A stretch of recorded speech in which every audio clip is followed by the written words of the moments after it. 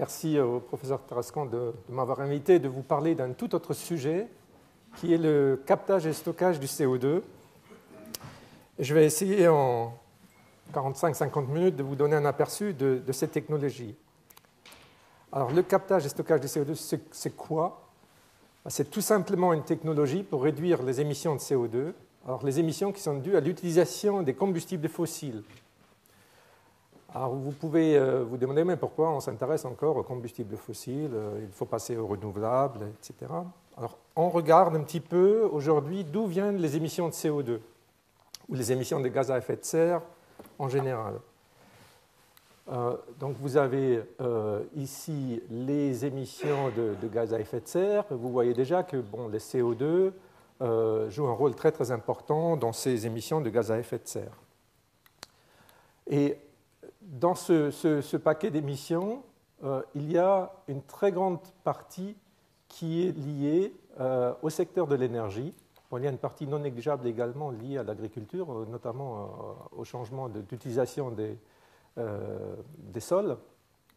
Mais la majeure partie est quand même clairement liée à l'utilisation de l'énergie. Et qui aujourd'hui dit énergie, il dit combustible fossile.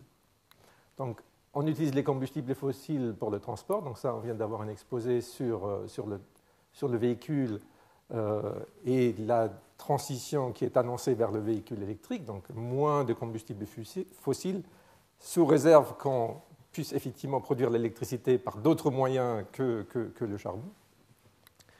Alors, une grande partie des émissions de CO2 vient de la production d'électricité et de chaleur.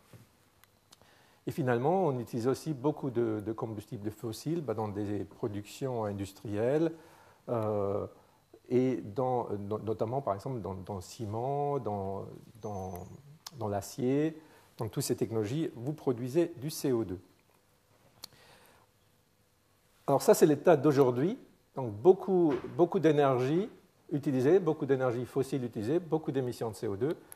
Et on sait qu'il faut diminuer les émissions de CO2 si on veut atteindre nos objectifs d'impact faible de l'humanité sur le climat. Alors, la mauvaise nouvelle, je dirais, elle n'est pas dans le slide avant, elle est plutôt dans ce slide-là. Parce qu'aujourd'hui, ça c'est une étude de l'Agence internationale de l'énergie. Aujourd'hui, on voit que la demande énergétique elle est essentiellement donc, satisfaite par les combustibles fossiles. Il y a un peu de nucléaire, il y a un tout petit peu d'énergie hydraulique, il y a la biomasse, mais cette biomasse, c'est souvent une biomasse en fait, mal exploitée. C'est l'utilisation des végétaux, du bois dans les pays en voie de développement, donc souvent utilisé dans des conditions pas très bonnes pour la santé. Et vous voyez, c'est-à-dire vous ne voyez pas le vert clair qui est l'utilisation des renouvelables autres que l'hydro et la biomasse. Ça, c'est aujourd'hui. Et la mauvaise nouvelle, c'est que ça va continuer comme ça. Ça, c'est un scénario qu'on appelle le business as usual, c'est-à-dire la vie continue comme on l'a connue dans le passé. Et on voit que d'ici l'horizon 2030, la demande d'énergie va augmenter. Ça, c'est parce que le niveau de vie s'élève dans beaucoup de pays du monde, et tant mieux. Et que le mix énergétique, finalement, il ne va pas beaucoup évoluer, c'est-à-dire on aura toujours 80% de fossiles dans notre mix énergétique à l'horizon 2030.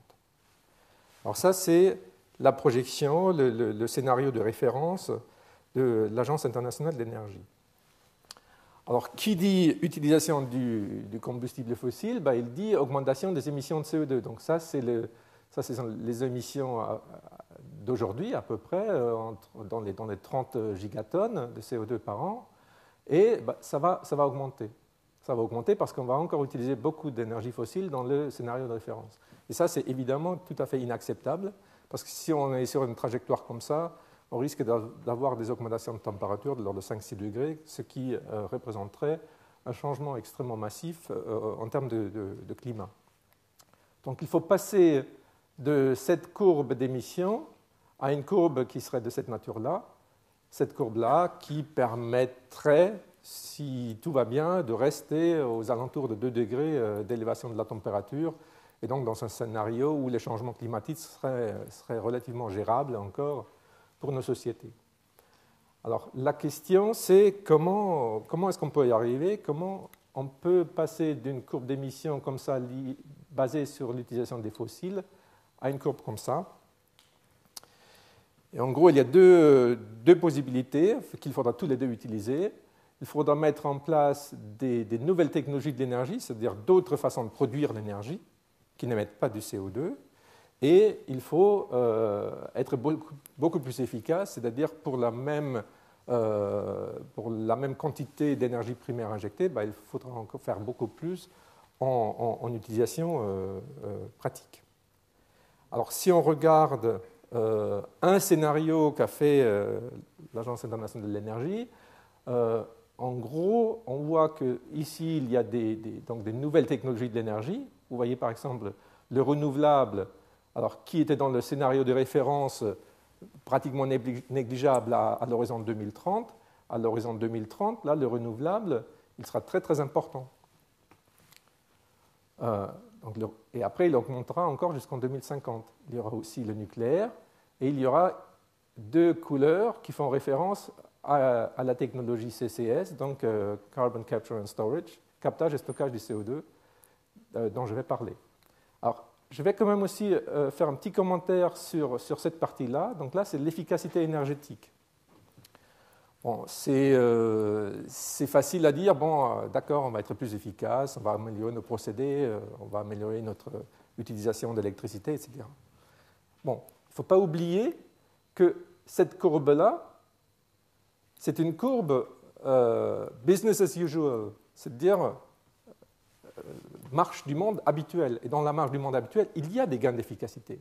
Tous les ans, les moteurs des véhicules, les centrales électriques, votre réfrigérateur, d'une année sur l'autre, tout est toujours plus efficace énergétiquement. Donc il y a, dans le business as usual, il y a les gains d'efficacité déjà. Et si vous avez un gain d'efficacité de 2% par an et vous devez passer à un gain d'efficacité de 4% par an, vous devez doubler votre capacité d'efficacité énergétique. C'est quelque chose qui n'est pas négligeable en termes d'efforts de recherche, de développement. L'efficacité énergétique, ça ne va pas de soi si on veut que cette efficacité joue un rôle aussi important que ça. Donc il y aura des grands efforts à dépenser en efficacité.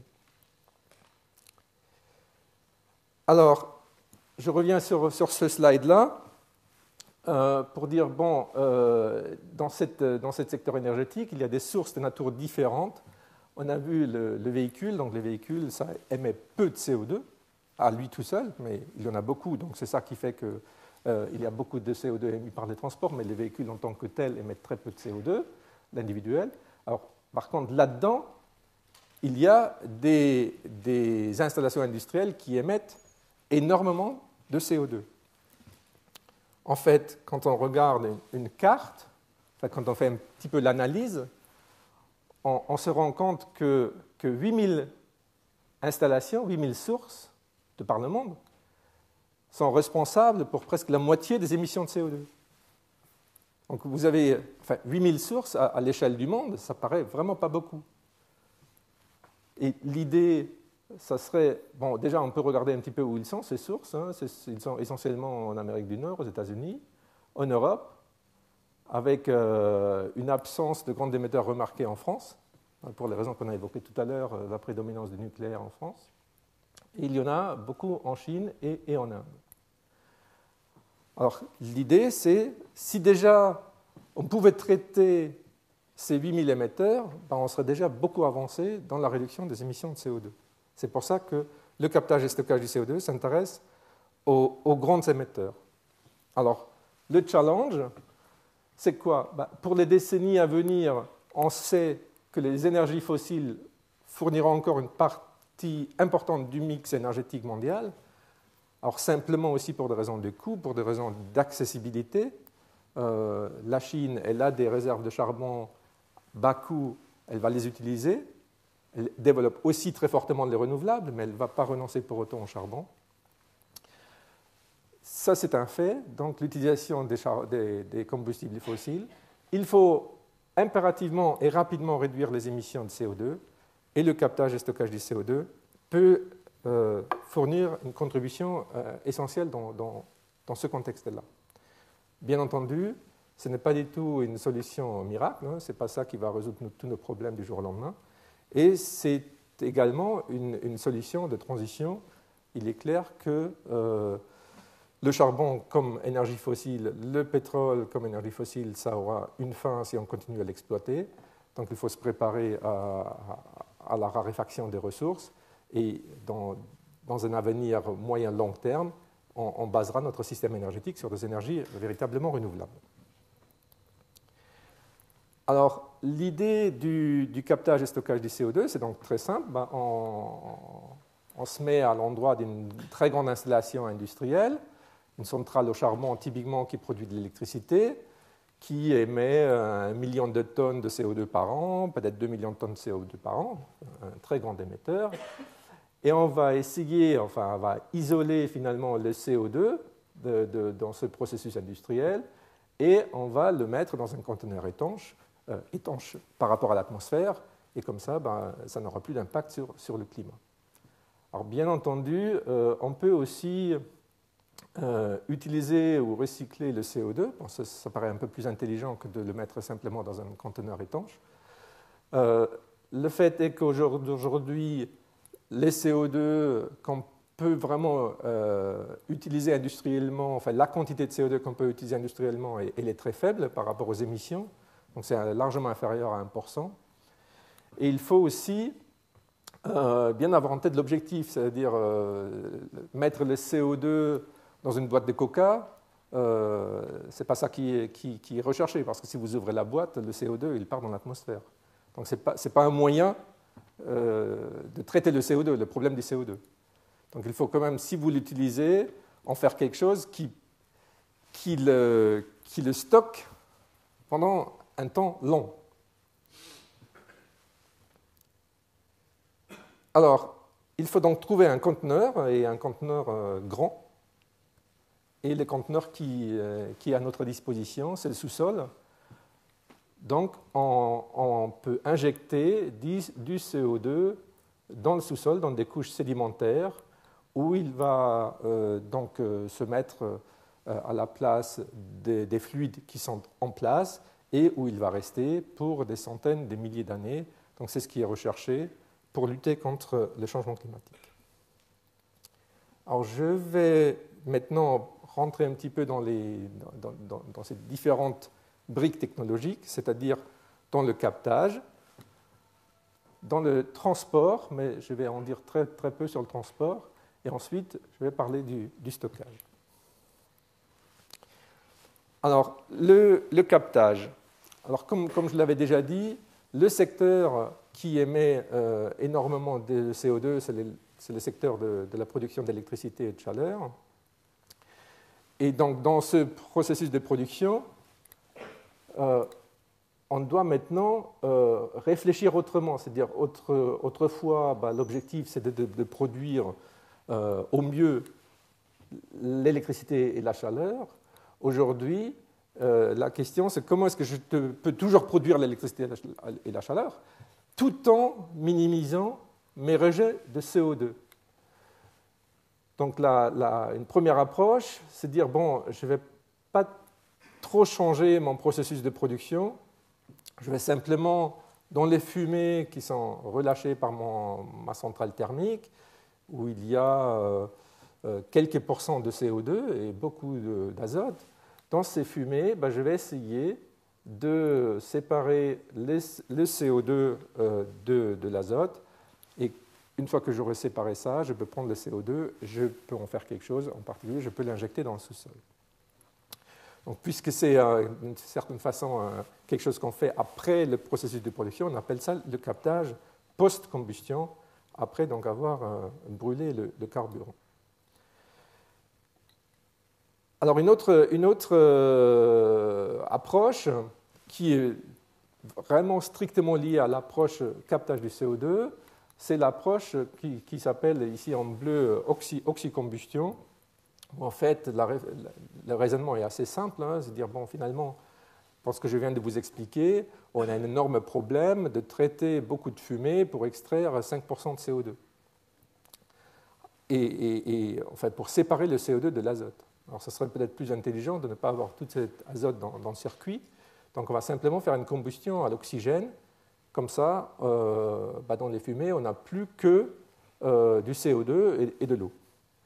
Alors, ça, c'est l'oxycombustion, où vous avez toujours votre combustible, mais vous brûlez, donc vous n'utilisez pas l'air, mais vous brûlez directement à l'oxygène. Comme ça, en sortie, ma foi, vous avez le CO2 assez simplement parce que l'eau, il condense et vous récupérez le CO2. Alors l'inconvénient, évidemment, c'est qu'il vous faut de l'oxygène. Donc vous avez maintenant un problème de séparation de l'azote de l'oxygène, séparation d'air. Donc ça, c'est la deuxième voie, mais qui est uniquement motivée par l'objectif de captage du CO2. Sinon, on ne s'y intéresserait pas. Alors vous avez finalement la troisième voie utilisée dans la production d'électricité, qu'on appelle la voie pré-combustion. Finalement, là, vous passez par une étape de gazification, c'est-à-dire vous prenez votre combustible et vous le transformez en gaz de synthèse. Donc vous avez un mix finalement de CO2 et d'hydrogène, et donc là, vous séparez l'hydrogène du CO2 et vous pouvez derrière stocker les CO2. Alors, je pense que vous l'avez compris, le captage, en gros, c'est quoi? C'est de mettre en œuvre des séparations de gaz, CO2, autre chose. Alors, cette autre chose, en fonction de la méthode, ça peut être de l'azote, donc ça c'est dans la post-combustion, ça peut être de l'hydrogène dans la pré-combustion, et c'est la séparation azote-oxygène dans le cas de l'oxycombustion. Et pour ça, donc pour ces technologies de séparation, on a différents outils, différentes méthodes, les membranes, les solvants, d'autres procédés. Donc ça, on peut le mettre en œuvre et il y a d'importants travaux de recherche qui sont menés là-dessus. Je vais maintenant parler un tout petit peu plus en détail sur ces différents processus. Alors ça, c'est typiquement un schéma de captage en post-combustion. Donc vous rentrez votre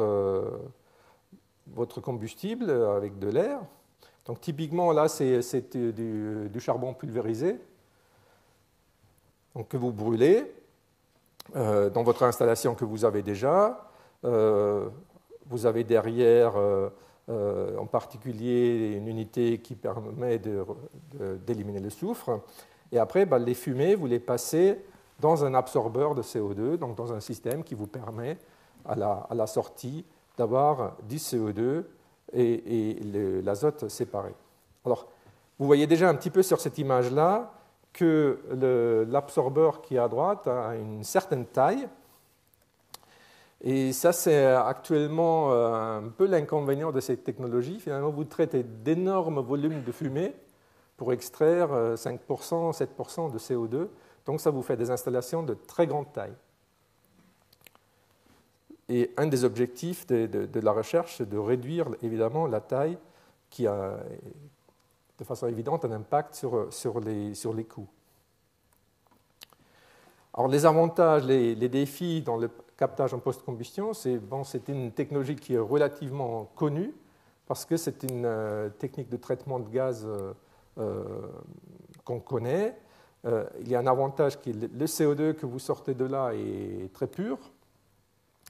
Vous pouvez, si vous avez de la place, souvent ce n'est pas le cas, mais si vous avez de la place, vous pouvez mettre cette installation vraiment derrière une installation existante. Donc c'est vraiment un traitement supplémentaire qui ne vous change pas du tout votre installation, c'est juste un traitement supplémentaire. Et c'est une technologie qui, depuis quelques années maintenant, a été expérimentée sur pilote. Alors les défis, les challenges qu'il faut relever, c'est qu'il faut réduire la pénalité énergétique, c'est-à-dire pour séparer votre CO2, pour l'isoler du reste, c'est un procédé qui consomme de l'énergie lui-même. Donc vous avez un surcoût énergétique. Évidemment, il y a un problème, enfin il n'y a pas un problème, il y a des possibilités pour optimiser les solvants, pour optimiser l'intégration thermique, donc pour réduire cette pénalité énergétique. Accroître la capacité des installations, ça va un petit peu avec le problème que je vous ai indiqué tout à l'heure, et également minimiser le renouvellement du solvant, c'est-à-dire réduire les produits de dégradation qu'il peut y avoir dans ce processus de captage. Alors en oxycombustion, donc votre brûleur, là l'image est pratiquement la même, mais en réalité ça va être un peu différent, il va être plus compact. Alors vous allez toujours utiliser par exemple, votre charbon pulvérisé, mais vous allez avoir une installation de séparation air-azote en amont. Donc l'oxygène, il rentre avec le combustible, vous le brûlez, et derrière, vous avez en fait un processus de captage du CO2 qui est assez simple, il suffit de condenser l'eau, en gros. Alors, là, il y a également des avantages et des inconvénients, notamment un des avantages, c'est la capacité des installations. Les défis, ça n'existait pas, hein, cette nouvelle technologie, donc il faut l'expérimenter. Donc là, il faut l'implanter à une échelle raisonnablement grande pour pouvoir savoir comment ça marche. Alors vous avez évidemment le coût de la production d'oxygène, qui est trop élevé encore aujourd'hui, donc il faut trouver des moyens de produire l'oxygène à faible coût. Alors les brûleurs sont quand même un peu différentes, enfin il faut les designer différemment parce que les températures sont beaucoup plus élevées si vous brûlez à l'oxygène que si vous brûlez à l'air. Donc il faut redesigner les brûleurs, il faut éventuellement avoir des systèmes de recirculation interne pour maîtriser la température dans votre boiler. Donc il y a quand même des choses à faire. Éventuellement, si vous utilisez non pas un boiler comme ça, mais une turbine à gaz que vous utilisez maintenant avec de l'oxygène pur, là aussi il faut redesigner la turbine. Donc il y a quand même quelques problèmes technologiques à résoudre. Et effectivement, c'est une combustion à haute température, donc vous avez des problèmes matériaux et autres liés à ça. Alors bon, une idée dans le domaine de l'oxycombustion est très intéressante, et bon, je m'excuse parce que la figure a l'air de sortir d'un autre âge, mais c'est en fait un procédé qui est très, très innovant, très moderne et qui va sans doute se développer dans les années à venir. C'est ce qu'on appelle la combustion en boucle chimique. Là, on attaque en fait le problème de la séparation de l'oxygène de l'air. Et on dit, on va faire ça de façon plus intelligemment, on va en fait utiliser un métal et on va, dans un premier réacteur, oxyder le métal. Et dans un deuxième réacteur, on va mettre en contact l'oxyde de métal avec le carburant. Donc le carburant va se servir de l'oxygène qui est apporté par l'oxyde pour faire la combustion. Et après, on n'a qu'à recirculer le métal dans le réacteur à air pour l'oxyder. Donc comme ça, on fait une oxydation et une réduction en boucle. Donc la combustion chemical looping. Alors finalement, je vais parler du captage en pré-combustion. Alors là, c'est de la gasification. C'est la gasification et donc la séparation derrière de l'hydrogène et du CO2. Alors, gasification, ça a un grand avantage. Ça a un grand avantage, en fait. C'est en gros, c'est évidemment une simplification parce que ce n'est pas si beau que ça. Mais une gasification, vous pouvez gasifier tous les combustibles. Hein. Vous pouvez gasifier du charbon, de la biomasse, des résidus lourds des raffineries. Donc vous pouvez gasifier tout ça. Et derrière, donc, vous pouvez, à partir du gaz de synthèse que vous produisent les gasifieurs, à travers une phase de shift, vous obtenez finalement de l'hydrogène et du CO2, ou encore vous passez directement à partir du monoxyde de carbone et de l'hydrogène, vous passez directement dans une synthèse Fischer-Tropsch, et vous pouvez de la sorte générer ou de l'hydrogène, ou de l'électricité, si vous passez par une turbine à hydrogène, ou des carburants synthétiques, et vous avez le CO2 bien séparé par ailleurs. Donc c'est effectivement une idée séduisante de faire de la polygénération à partir d'une polysource aussi, parce que vous pouvez gasifier pas mal de choses. Alors, dans les avantages, vous avez par ailleurs une certaine compacité des installations parce que vous opérez à pression plus élevée, une pénalité énergétique relativement faible. Dans les défis, il y a la fiabilité des procédés.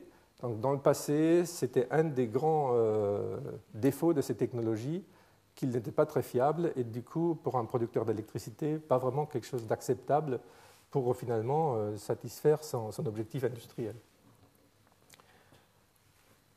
Un autre challenge, c'est aussi, si on veut produire de l'électricité, il faut donc avoir une turbine à hydrogène, et qui dit brûler l'hydrogène, il parle de températures très élevées, et là, il peut y avoir des problèmes de matériaux dans les turbines.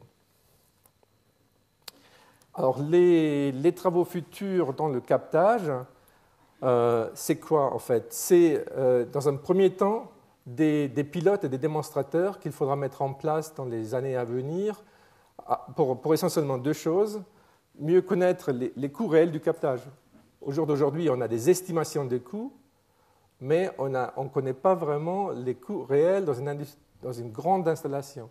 Et pour que l'électricien puisse juger de la viabilité de cette approche, il lui faut des chiffres concrets, réels, et pas seulement des estimations. Donc il faut passer à un stade d'expérimentation de pilotes démonstrateurs très prochainement. Ça permettra aussi de valider des procédures de mise à échelle. Alors aujourd'hui, il y a un certain nombre de projets semi-industriels ou industriels. Alors, projet dans le sens on veut faire dans le futur. Ce n'est pas des projets dans le sens c'est en cours. Et en particulier, en Europe, il y a un certain nombre de projets qui sont financés dans le cadre du paquet de relance de la Commission européenne et qui seront aussi financés par un autre moyen de la Commission européenne dans les années à venir. Donc ça, c'est des projets. Certains de ces projets sont plus ou moins bien avancés, d'autres sont plus ou moins arrêtés. Donc c'est un processus qui est en cours et cette carte, elle change presque au jour le jour. Alors en termes de travaux de R&D, je reprends le même slide que j'avais montré tout à l'heure. Donc il y a effectivement beaucoup de travaux sur les moyens de séparation. Par exemple, dans les solvants, on travaille sur des solvants beaucoup plus efficaces, avec beaucoup moins de produits de dégradation à l'intérieur, avec pour des nouveaux équipements de mettre en contact le gaz et le liquide, donc des contacteurs. Donc il y a tout un tas de travaux qui se fait avec l'objectif effectivement de réduire les coûts, de réduire la pénalité énergétique, d'avoir une technologie verte, c'est-à-dire pas des problèmes de cycle de vie où on génère par un processus qui se veut bénéfique pour le climat, qu'on génère des problèmes par ailleurs pour l'environnement. C'est évidemment pas l'objectif. Et c'est quelque chose qu'il faut éviter. Alors, dans tous ces développements de matériaux, en fonction du processus, il y aura des conditions particulières de pression de température à respecter. Donc, il peut y avoir un matériau qui marche bien dans un cas, qui ne marchera pas dans l'autre. C'est comme dans toutes les recherches de matériaux, ça va être adapté à un cas particulier d'utilisation. Il faut garder en tête que les matériaux, par exemple, doivent être relativement résistants à des impuretés. Si vous brûlez de la biomasse ou du charbon, vous avez tout un tas de choses qui sont là-dedans, à l'échelle, enfin, dans des volumes relativement faibles, mais ça peut perturber disproportionnellement votre processus industriel. Et une autre chose qui fait un peu le lien avec la remarque qui a été faite tout à l'heure sur les centrales thermiques qui doivent démarrer quand le vent s'arrête de souffler, effectivement, si on équipe une centrale avec un système de captage de CO2, il faut aussi qu'il puisse fonctionner s'il y a des cycles de charge très variables et pas très continus comme en base. Voilà. Alors le transport, je ne vais pas en dire grand-chose, simplement parce que le CO2, ça se transporte dans les pipes. Il y a un réseau de pipeline aux États-Unis. Alors ce réseau de pipeline, en fait, il transporte du CO2 de sources naturelles de CO2 vers des champs pétroliers. Alors les sources, c'est les points rouges, et donc les champs pétroliers, c'est les aires bleues. Et avec cette CO2, on fait ce qu'on appelle la récupération assistée de pétrole, c'est-à-dire on injecte cette CO2 et cela permet de produire plus de pétrole sur les champs où on applique ça. Donc il y a un réseau de transport de CO2 qui existe aux US, qui fonctionne, qui ne pose pas de problème. Donc on pense que, riche de ces renseignements, on peut mettre en place un réseau de pipes sans trop de difficultés. On peut aussi transporter le CO2 par bateau, donc ça existe également des bateaux qui transportent du CO2. Alors évidemment, il y a des problèmes dans la mise en place d'un réseau de transport de CO2. Il faut bien réfléchir vers où est-ce que je vais transporter mon CO2, d'où il vient, comment est-ce que je peux interconnecter différents émetteurs de CO2 qui vont vouloir aller sur un même site de stockage. Donc il y a tout un problème autour de cette logistique du transport, mais il n'y a pas de problème, je dirais, scientifique, technique, véritable dans le domaine du transport. Alors on arrive au stockage. Alors le stockage géologique, donc il va se faire en sous-sol, il va se faire à des profondeurs supérieures à 1 km, et le CO2 il va être stocké sous forme dense ou sous forme supercritique, c'est la même chose. Alors, c'est quoi la forme supercritique en fait? Si vous regardez le diagramme de phase du CO2, vous observez qu'au-delà d'une certaine température et au-delà d'une certaine pression, le CO2 gazeux il passe en phase supercritique. Donc, si on met ça en relation avec la géologie, c'est-à-dire avec la profondeur d'une couche sédimentaire, ici, c'est illustré avec un ballon qui ne se dégonfle pas parce que le CO2 qui est dedans, il reste dedans, mais son volume diminue. Et donc, vous voyez, vous voyez ici que la densité du CO2 augmente fortement avec la pression. Donc ici, c'est la profondeur, mais ça équivaut à la pression. Et si vous passez donc, en dessous de 800 mètres à peu près, donc 80 bars, vous êtes à la pression où vous passez en supercritique. Et donc vous voyez que donc vous avez une densité relativement élevée. Et vous avez donc ce volume, ce grand volume ici qui est réduit à 0,2% de son volume. Et du coup, vous pouvez stocker donc des volumes importants de CO2 dans le sous-sol. Alors concrètement, où est-ce qu'on va stocker? On va stocker dans des couches sédimentaires. Et bon, là, les géologues aiment bien discriminer ou détailler un petit peu quel type de couches sédimentaires on peut avoir. Alors, je commencerai peut-être par les réservoirs déplétés.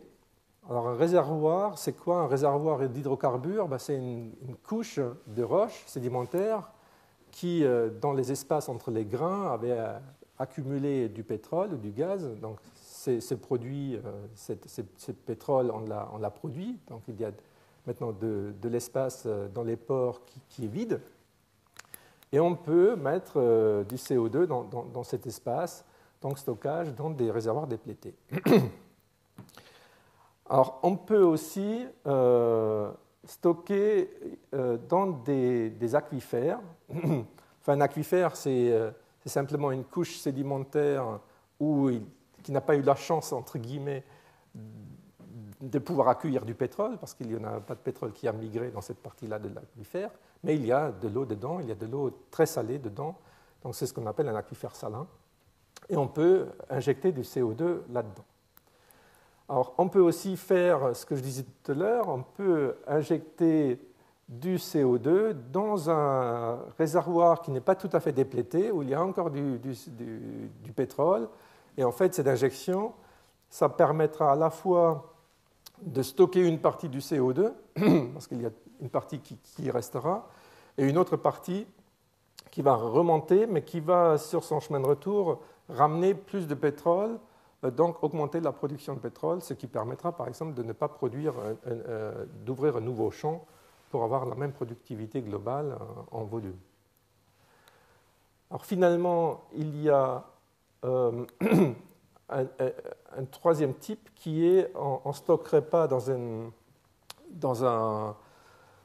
on stockerait dans une couche de charbon. En effet, si vous avez du charbon, notamment si vous ne pouvez pas produire ce charbon parce qu'il est trop profond ou parce que c'est trop compliqué à produire, vous pouvez injecter du CO2 et vous pouvez par ailleurs récupérer du méthane, parce que dans les couches de charbon, il y a du méthane qui s'est fixé sur le charbon, et si vous mettez du CO2, le CO2 il va déplacer le méthane et vous pouvez donc produire le méthane.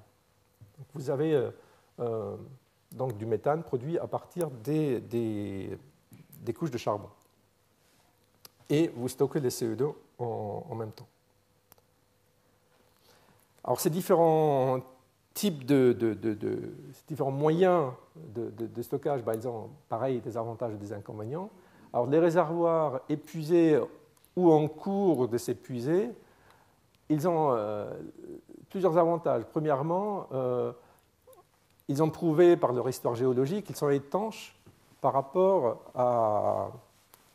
aux roches qui sont au-dessus, parce que si ce n'était pas étanche, l'hydrocarbure ne serait pas là.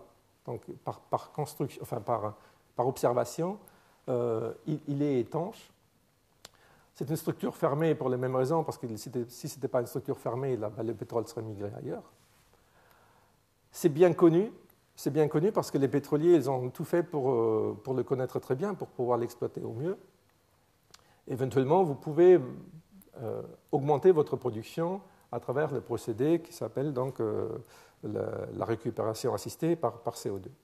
Alors, un point un peu critique, c'est la distribution mondiale de ces endroits. C'est en fait la distribution mondiale des ressources de pétrole et de gaz qu'on connaît. Alors, les veines de charbon, l'avantage, c'est ce que je disais tout à l'heure, on peut produire du méthane. Alors, les inconvénients, c'est qu'il y a quand même un très faible volume de pores, donc a priori, on peut injecter relativement peu de CO2. Et il risque d'y avoir, donc ça aura aussi un impact sur l'injectivité parce que le charbon, il va augmenter un petit peu en volume quand vous commencez à injecter du CO2, c'est-à-dire ça va en fait vous prohiber d'en mettre plus. Et finalement, il n'y a pas tant de veines de charbon non utilisées que ça dans le monde. Alors là où il y a vraiment des très très grandes capacités de stockage, c'est dans les aquifères salins, donc qui ont globalement une bonne distribution sur le globe, mais qui sont généralement mal connus, simplement parce que personne n'y voyait un intérêt de regarder ces objets. L'étanchéité est à valider. Il n'y a pas de réglementation, c'est un nouveau type de ressources finalement, et il n'y a pas de règlement encore tout à fait en place pour ce type de ressources. Ça commence à exister, il y a une directive européenne sur le stockage géologique du CO2, les transpositions en loi nationale se font, et en France en particulier c'est bien avancé, mais il y a des pays où ces transpositions tardent à arriver, donc la réglementation n'est pas tout à fait en place. Le coût, puisque ces objets, on ne les connaît pas encore, donc le coût pour les connaître, il est relativement plus élevé que pour les réservoirs déplétés. Et éventuellement, il peut y avoir un problème d'acceptation par la société, par le public. Alors, où est-ce qu'on va stocker maintenant géographiquement ? Géographiquement, on peut grosso modo stocker dans les bassins sédimentaires où vous voyez une distribution ici sur cette carte. Donc des bassins sédimentaires, il y en a un peu partout dans le monde. Donc c'est toutes les zones en gris foncé ou en gris clair. Donc vous voyez des bassins sédimentaires, vous en avez un peu partout. Alors les bassins sédimentaires, il y en a aussi en France en particulier. Donc vous avez le bassin de Paris, le bassin d'Aquitaine et vous avez le bassin du Sud-Est. Alors en gros, si vous connaissez les bassins sédimentaires, vous savez à peu près où vous pouvez trouver des capacités de stockage, mais vous n'en savez pas encore beaucoup plus parce que ce sont de ces mêmes bassins sédimentaires qu'on trouve du pétrole. Et c'est pas sûr que dans tous les bassins, on trouve les mêmes quantités de pétrole, etc. Donc c'est un peu plus compliqué que ça, mais ça vous indique déjà où vous pouvez chercher, et par rapport au pétrole, vous n'avez pas besoin finalement de conditions supplémentaires. Pour qu'il y ait du pétrole, il faut qu'il y ait eu une source quelque part de pétrole. Là, pour avoir une ressource d'aquifères salins, vous n'avez pas besoin d'avoir eu des conditions climatiques ou des conditions de dépôt d'une biomasse particulière. Donc vous avez beaucoup plus de chances de trouver un aquifère salin dans un bassin sédimentaire que vous avez de chances de trouver du pétrole. Alors, pour savoir combien est-ce qu'on peut vraiment y mettre, c'est une histoire un peu compliquée aussi. Donc finalement, on est confronté à un problème d'exploration d'une ressource naturelle qui est l'espace de pore disponible dans un aquifère salin. Vous commencez par des études au niveau d'un pays, donc des études un peu grossières, et après vous affinez de plus en plus, et plus vous affinez, plus vous savez des choses, et plus votre capacité de stockage elle se réduit, parce que vous allez vous rendre compte des contraintes. Ce bassin-là ou ce champ-là, il y a une faille qui passe, donc finalement je ne peux pas l'utiliser. Donc plus vous regardez, plus vous allez découvrir des choses qui ne vont pas vous permettre de l'utiliser, donc votre capacité de stockage elle va diminuer au fur et à mesure que vous approfondissez vos connaissances. Et le stockage lui-même, donc quand vous injectez du CO2 dans le sous-sol, alors comment ça va se passer? En fait, il y a différentes choses qui vont être importantes à prendre en compte. Donc il y a évidemment d'abord tout ce qui est la dynamique de fluide. Donc vous injectez du CO2 dense qui comme un fluide, enfin, qui a une viscosité comme un gaz, mais qui a une densité comme un fluide. Donc il y a déjà la dynamique du fluide dans le milieu poreux à prendre en compte. Après, vous avez des phénomènes de ségrégation gravitaire et des piégeages structurels. Je vais montrer des images juste après. Vous avez un phénomène de dissolution du CO2 dans l'eau qui est présent dans l'espace des pores. Vous avez des phénomènes de minéralisation, c'est-à-dire vous avez en fonction de la en fonction des minéraux et de la salinité, etc., vous avez des réactions chimiques qui prennent place, et vous avez ce qu'on appelle le piégeage capillaire. Alors, le piégeage structural, c'est le premier piégeage qui va intervenir, c'est-à-dire vous allez injecter le CO2 dans une couche sédimentaire, et ce CO2, par effet gravitaire, il va vouloir monter, et c'est ce qu'il va faire, il va monter, et il faut donc qu'il trouve une barrière, parce qu'il ne faut pas qu'il monte juste à la surface, c'est peine perdue, donc il faut qu'il trouve une barrière rocheuse qui évite sa migration vers le haut. Donc c'est ce qu'on appelle le piégeage structural, et une composante très très importante dans les études, c'est effectivement de bien caractériser, de bien identifier cette couche de couverture sans laquelle vous ne pouvez pas utiliser un aquifère salin pour stocker du CO2.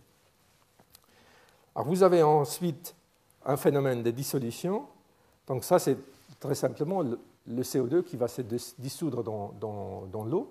Donc ça va être de l'eau avec du CO2 dissous. Alors le point positif, c'est que cette eau avec du CO2 dissous, il va être plus lourde que l'eau sans CO2. C'est-à-dire, par gravité, ça va descendre. Donc c'est pas mal, puisqu'on veut éviter que ça monte. Donc ça va se mettre à descendre de par lui-même. Alors, avez aussi des phénomènes de minéralisation. Alors ça veut dire que en fonction de la chimie des minéraux qui sont présents dans la roche, en fonction de la salinité, en fonction de la température, de la pression, en fonction peut-être même d'ailleurs de bactéries qui peuvent être présentes à ces profondeurs-là, vous avez des réactions chimiques qui en partie, vont transformer le CO2 que vous avez injecté sous forme supercritique, ils vont le transformer en minéraux, en roches. Et une fois que c'est minéralisé, ça ne bougera plus. Et vous avez le dernier qui est le piégeage capillaire. Donc là, vous avez une petite bulle de CO2 qui aimerait bien bouger vers le haut, mais elle ne peut pas parce que l'espace ici n'est pas suffisant pour qu'elle puisse continuer son chemin vers le haut. Donc vous avez différents types de processus de piégeage qui vont faire que votre CO2 va bien rester dans la couche dans laquelle vous l'avez injecté. Alors un autre phénomène qui est intéressant, je pense, c'est que finalement, ces processus n'ont pas la même cinétique. Et en fonction du temps, vous allez, par exemple, avoir de plus en plus de minéralisation. C'est-à-dire là, le CO2, il est vraiment fixé à la roche, il ne bougera plus. Et vous allez aussi avoir de plus en plus de CO2 qui va rentrer en dissolution dans l'eau. Donc là, pareil, comme je disais tout à l'heure, ça va descendre vers le bas. Donc vous avez, en fonction du temps, au fil du temps, vous avez des mécanismes qui rendent votre stockage de plus en plus sûr. Et c'est effectivement l'objectif des recherches en particulier et des méthodes qui sont développées, c'est d'assurer la sécurité du stockage. Alors évidemment, il ne faut pas que ça fuit, parce que si vous êtes à côté, si vous êtes directement à côté, ça peut être désagréable. Si vous êtes un peu loin, ça n'aura pas beaucoup d'impact. Ça peut avoir un impact sur la biosphère, sur la végétation qui est autour. Et surtout, ça va avoir un impact pour le climat.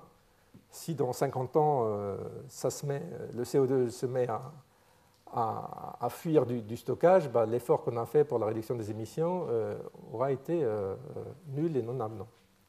Donc il faut des méthodologies de sélection, de gestion et de surveillance de sites qui garantissent la sécurité du stockage. Et là, on voit apparaître de plus en plus de méthodes maintenant qui sont élaborées.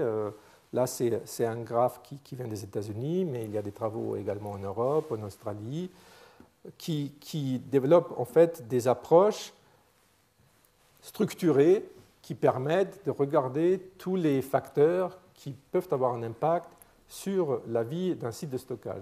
Donc là, ce n'est pas montré pour être lu, mais c'est juste pour vous montrer qu'il y a des méthodes, il y a des processus, il y a des approches qui sont en place pour examiner toutes les composantes, toutes les problématiques autour d'un site de stockage. Et évidemment, on fait des études, et ces études, c'est un peu, comme je disais tout à l'heure, une étude d'exploration de sous-sol. Ce sont des études intégrées où on fait à la fois des observations sur le terrain, on fait des expérimentations en laboratoire, par exemple sur des bouts de roche, sur des carottes, comme on dit, qu'on a obtenues in situ, et avec des simulations, des modélisations numériques. Et toutes ces études intégrées permettent de prédire finalement ce que va devenir le CO2 qu'on injecte de l'échelle du bassin, donc bassin de Paris typiquement, ça c'est une échelle, jusqu'à l'échelle finalement du puits où vous allez injecter. Parallèlement à ces méthodes de sélection et de caractérisation de sites, on travaille sur des méthodes de monitoring et de surveillance, parce que ce qu'on veut savoir, c'est on veut pouvoir vérifier ce que devient le CO2. Et pour ça, il faut faire des mesures, il faut faire des observations, donc par des méthodes géophysiques, par des méthodes géochimiques, différentes méthodes qui sont mises en place pour observer le devenir du CO2, en particulier, par exemple, ici, s'il y a une faille, on veut savoir exactement ce qui se passe autour de la faille. S'il y a un puits Et évidemment, il y aura au moins un puits d'injection. On veut savoir exactement ce qui se passe autour du puits, parce qu'il peut y avoir... Finalement, le puits, c'est l'endroit où vous avez volontairement cassé la couverture. Donc vous avez intérêt à bien surveiller qu'au niveau du puits, vous avez bien refermé cette étanchéité et qu'il n'y a pas de fuite de CO2 à travers le puits ou à côté du puits. Donc il y a tout un tas de méthodes et d'outils de monitoring et de surveillance qui sont mis en place. Alors ce qui nous aide dans ces travaux, c'est par exemple le fait qu'il y a des sites naturels où du CO2 sort de la Terre.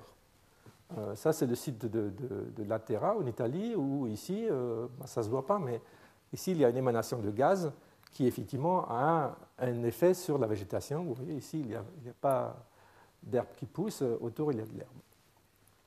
Donc, l'observation de ces sites-là nous permet de comprendre pourquoi, à cet endroit-là, il y a effectivement cette migration du CO2 des profondeurs jusqu'à la surface. Et des sites comme ça, évidemment, il faut les éviter pour le stockage du CO2. Il y a aussi des premiers sites pilotes qui sont mis en place, qui sont exploités. Donc ici, il y a un petit site en Allemagne, tout près de Berlin, où il y a donc un puits d'injection qui est ici, et on a des puits d'observation où après, donc ici c'est l'injection du CO2, donc le CO2 il est injecté ici par le puits, donc après il va se propager dans cette couche sous la couche de couverture, et il y a des expérimentations qu'on peut mener entre les puits d'observation pour finalement visualiser où est le CO2 et qu'est-ce qu'il devient. Et il y a aussi, comme vous le savez peut-être, un projet en France qui est mené par Total dans le sud-ouest, à Lac, et où le CO2 est stocké dans un réservoir déplété où on avait produit du gaz naturel pendant plusieurs décennies, et où maintenant ce transport de gaz naturel qui allait du puits vers l'usine de traitement, maintenant il a été inversé. Maintenant, on transporte du CO2 d'un équipement qui a été revampé en oxycombustion, et de cet équipement-là, donc on produit du CO2 et on l'amène au puits et on jette dans le réservoir déplété.